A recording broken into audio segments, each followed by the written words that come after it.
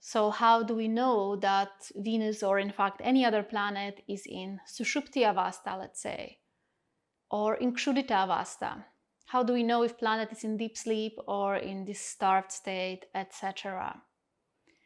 Well, Avastha, in fact, is, in my opinion, something that everyone who starts to learn astrology should learn as one of the very first things.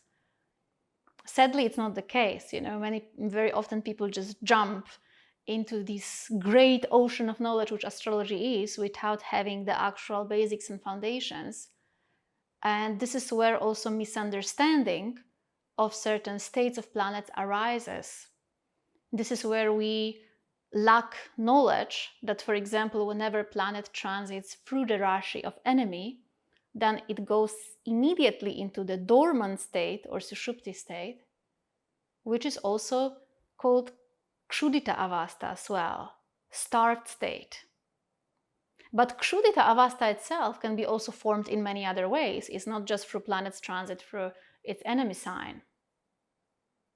Which is why I strongly, strongly recommend you all that if you didn't do so yet, if you don't know about the avastas, learn about the avastas. It's the most basic tool for you to understand how planets are, how they are feeling in the sky, and what their psychological lessons behind it are. Especially Jagrata Avastas and Lajita Avastas are very powerful and very important for everyone to know. You can also find a course on Avastas on our page on Academy, and you can learn it there as well if you didn't do so yet. Because it will help you to understand better the planets and to know and to have this knowledge that, for example, debilitated planet is not always bad, and exalted planet is similarly not always good. And this is something where the next question is asking. So the next question is, what is basically my perspective or debilitated or exalted planets? Well, exalted and debilitated planets, they both have their strengths and weaknesses, and we need to acknowledge that it's not just, how to say, it's not that exalted planet is just good. I'll give you one very good reason why exalted planet is not always good. And this again comes from Avastha. You see, it is said that whenever a planet dwells in the sign of its exaltation or Mula Trikona, that is called Garvita Avastha, or a proud state. Planet is very proud of its achievement, of its talent, of its qualities. On one hand, great for you, you have confidence in that sphere of life. You have certain talent connected to it, so great for you, I would say. But you know what often is the case with those extremely, extremely talented kids? And I'm telling it from my own experience because as I was growing up, I was in music school.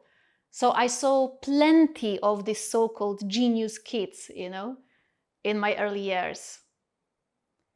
And you know what's the sad part? Is that these genius kids, they depend so much on their talent that they think they don't need to work hard to improve themselves even more. And in result of that, many of them drop after some time. That's very much similar to what happens when we have planet exalted in a birth chart, Garvita planet. Planet becomes proud of its qualities. And especially if, let's say, you have just one planet like that, which has this Garvita or proud state in your birth chart. I guarantee you that whenever you have any type of problem in life, anything to resolve, anything to do, that planet and its qualities and the way it behaves will be your first go-to, always, to solve any problem. And of course, in some 70-80% of cases, it may work out for you. But there might be these 20-30% of cases when it was better to use quality of another planet. But you didn't do that because you depend too much on your strength, that you don't want to explore other things and other areas.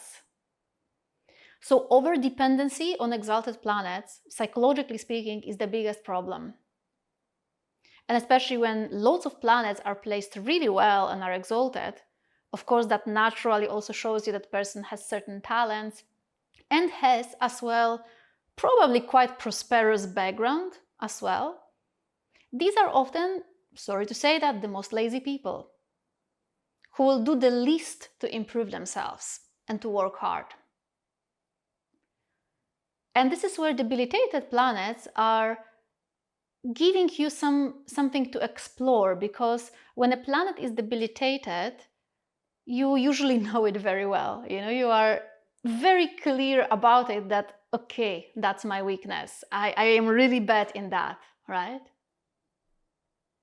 And it's a good thing, because purely because of this fact that you admit your weakness, you acknowledge it, you will most likely try to do something throughout life to try to improve it.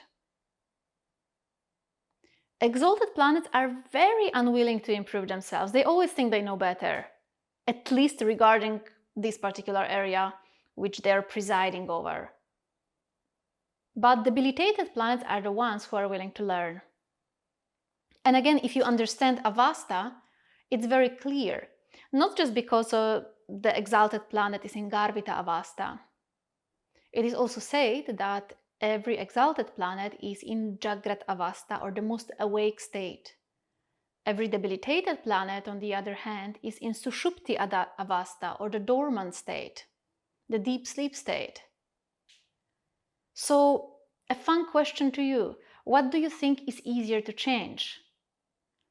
A planet which is in a waking state.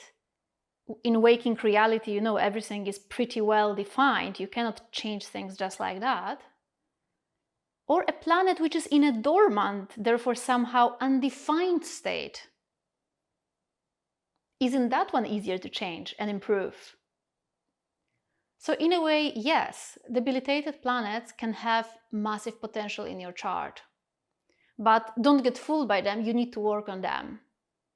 It's not like they will just magically, help you in life. You will need to work on those qualities. And only then you'll see some result. So this is why, once again, knowing planetary avastas and how they are being caused can be really helpful, because it can help you to understand also how all those planets, which you can see in a birth chart, not only how strong they are, but also how you can see their influence in your own psychology, how they are impacting your mind on a practical level. So Avastha is something that definitely I would suggest all of you to learn.